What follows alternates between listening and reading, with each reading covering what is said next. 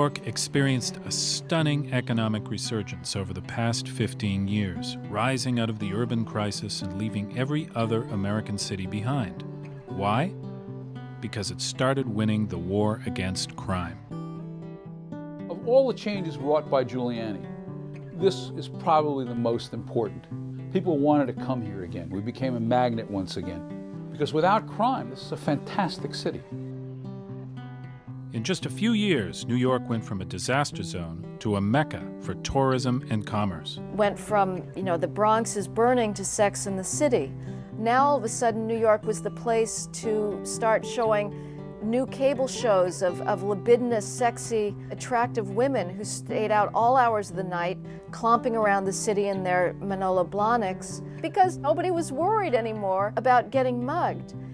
Today, as American cities drown in economic problems, the lessons of New York's crime decline are more important than ever. The New York Police Department isn't just one agency among any. It is the cornerstone of New York's economic vitality.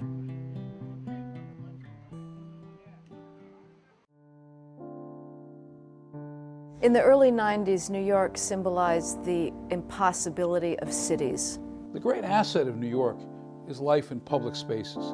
That dried up in the late 80s, early 90s. People didn't want to be out in public. They were too vulnerable. And there have been terrible headlines. Brian Watkins, a young tourist from Utah with his family, had been here for the US Open, had been brutally murdered. This was horrible for the city.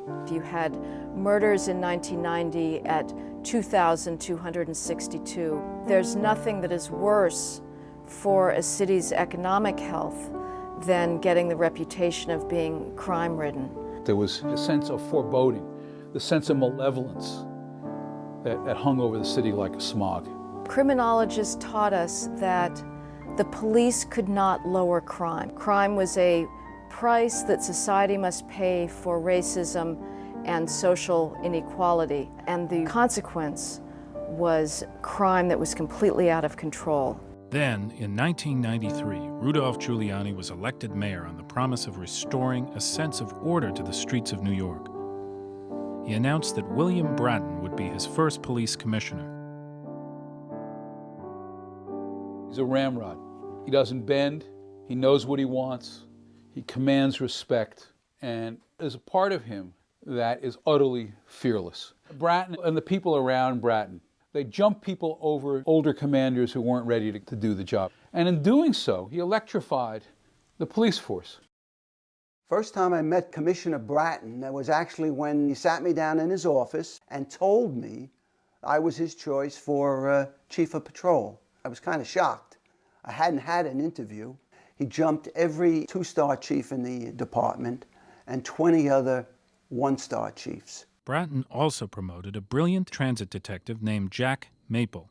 Jack Maple hated criminals, and he understood the way to beat them was information. Maple created a system called CompStat, which tracked where in the city crimes were happening. They began doing it with pins. They put pins on the map. Here were the bus on Avenue A in the East Village yesterday, here the bus today. Then they would break it down, not just by day, but by hour, and they had extraordinary control over the data. That data also revealed who was getting the job done and who wasn't. Every week, the top brass of the department would bring in precinct commanders and grill them about every crime of significance that has happened on their watch over the last week. Anemone ran them. He had a reputation as without pity. The sin in the NYPD wasn't that your crime went up. It was you didn't take any steps in the face of rising crime, and people like that were replaced because they didn't care that violence was eating away at the fabric of their neighborhoods. I tried to create a sense of urgency in the department.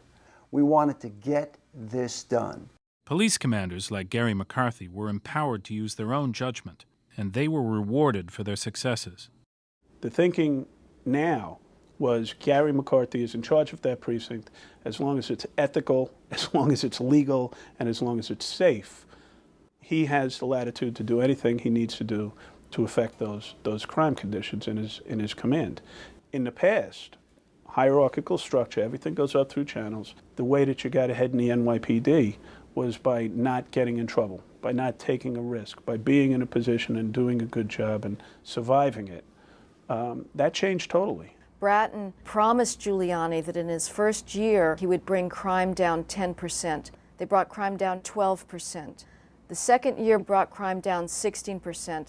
Nothing like this had ever happened in the history of policing. You had the national news weeklies declaring that New York's triumph against crime meant that all cities should take hope, that it was actually possible to fight crime. Nobody believed this before. The biggest winners from this were the poorest neighborhoods, because neighborhoods that were dangerous, people didn't want to live in, all of a sudden became much more appealing. And it's not just famously Harlem, it's East New York to a considerable degree. They don't have to live under a sense of siege. And so it allows for a revival of these sitting on a 5-borough basis. With CompStat in place, the crime rate continued falling year after year. That sent tourism soaring in the opposite direction. You had restaurants pushing out into areas that were once no man's land. Real estate values started going up, the highest where crime dropped the furthest. The city came back to life.